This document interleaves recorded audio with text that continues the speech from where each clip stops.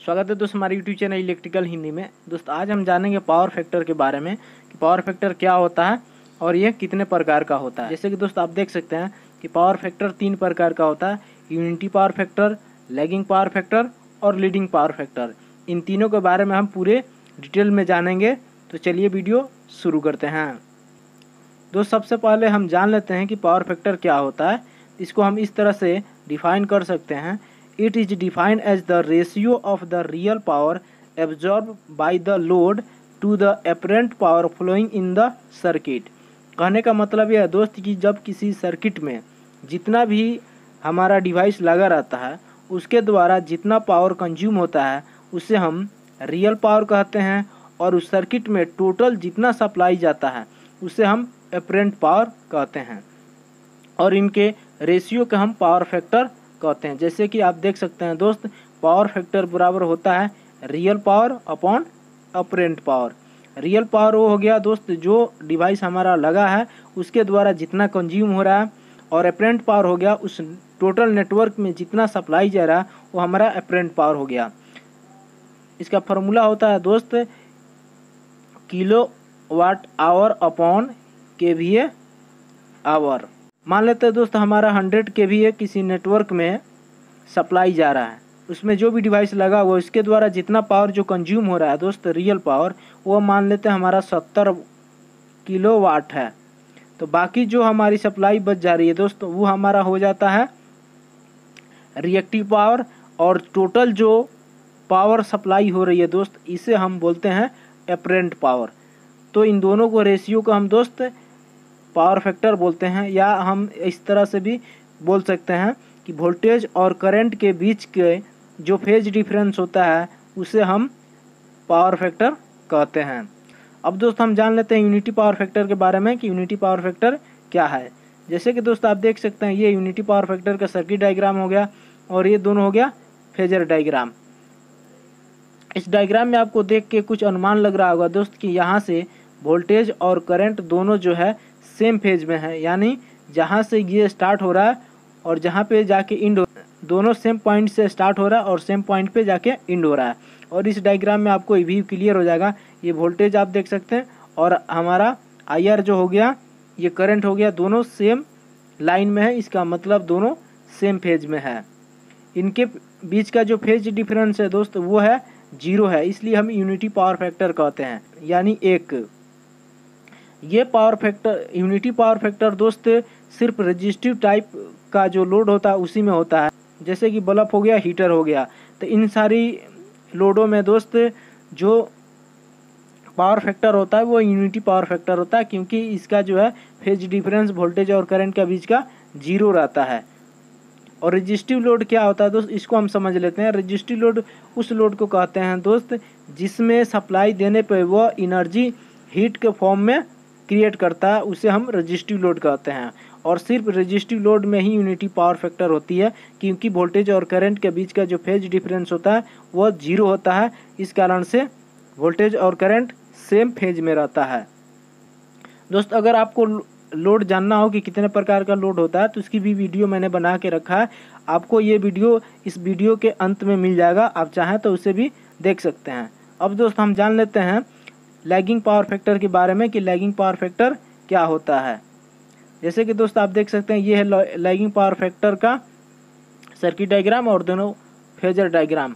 इसमें आप देख सकते हैं दोस्त वोल्टेज हमारा यहाँ से स्टार्ट हो रहा है और करंट हमारा इससे थोड़ी सी पीछे से यानी लेट से स्टार्ट हो रहा है। इन दोनों के बीच में जो डिफरेंस है दोस्त वो है फाई एंगल।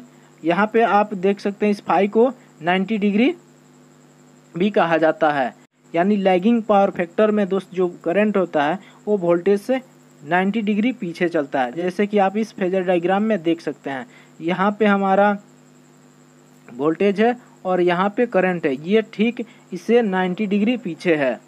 तो यानी लैगिंग पावर फैक्टर में जो करंट होता है दोस्त वो वोल्टेज से 90 डिग्री पीछे चलता है। और यह लैगिंग पावर फैक्टर सिर्फ इंडक्टिव टाइप के लोडों में होता है। इंडक्टिव टाइप लोड क्या होता है दोस्त, इसको भी हम जान लेते हैं। इंडक्टिव टाइप लोड वैसा लोड होता है जैसे हमारा मोटर हो गया, AC हो गया, ये सभी इंडक्टिव टाइप लोड है। जिस डिवाइस में दोस्त कॉइल को एज ए स्प्रिंग की तरह या सोलेनॉइड की तरह बना करके यूज किया रहता है दोस्त, उसमें जब हम सप्लाई देते हैं वो मैग्नेटिक फील्ड क्रिएट करता है। तो जिसमें मैग्नेटिक फील्ड क्रिएट होता है दोस्त वो इंडक्टिव टाइप लोड होता है, और उस लोड में दोस्त जो वोल्टेज से करंट हमारा 90 डिग्री पीछे चलता है यानी लैग करता है, इसलिए हम इसे लैगिंग पावर फैक्टर कहते हैं। जैसे कि दोस्त हमारी इंडस्ट्री में यानी फैक्ट्री में जितना भी हमारी मोटर लगी होती है वो सारा इंडक्टिव लोड ज़्यादातर होता है, तो इस कारण से हमारे फैक्ट्री का जो लोड होता है दोस्त वो जो है इंडक्टिव लोड होने के कारण से पावर फैक्टर जो है 0.8, किसी का 0.9, किसी का 0.7 रहता है। इसको इम्प्रूव करने के लिए हम कैपेसिटर बैंक का यूज करते हैं या कैपेसिटर का यूज करते हैं। तो लैगिंग पावर फैक्टर दोस्त जो है अगर आपका वैल्यू ज़्यादा रहता है तो बेटर है, 0.99 है तो बेटर है, अगर कम होता है तो ये बहुत ज़्यादा ख़राब होता है दोस्त, इसलिए इसको मेंटेन करने के लिए हम कैपेसिटर बैंक का यूज करते हैं। अब दोस्त हम जान लेते हैं लैगिंग पावर फैक्टर के बारे में कि लैगिंग पावर फैक्टर क्या होता है। जैसे देख सकते हैं ये हमारा सर्किट डायग्राम हो गया, दोनों फेजर डायग्राम है। इसमें आपको दोस्त एक चीज़ क्लियर हो जा रहा है कि यहाँ से आप देख सकते हैं कि वोल्टेज हमारा 0 से स्टार्ट हो रहा है, और ये जो करंट है दोस्त ये आप देख सकते हैं इससे कुछ पहले से स्टार्ट हो रहा है, यानी ये पहले से ही ऑलरेडी स्टार्ट है। ये वोल्टेज हमारा थोड़ी पीछे यानी 90 डिग्री ये, जिस तरह आप देख सकते हैं कि जो इंडक्टिव लोड था, इंडक्टिव लोड में आपका करंट पीछे चल रहा है दोस्त, जबकि लीडिंग पावर जो फैक्टर है यानी कैपेसिटी लोड है, इसमें जो हमारा करंट होता है दोस्त वो पहले स्टार्ट हो जाता है।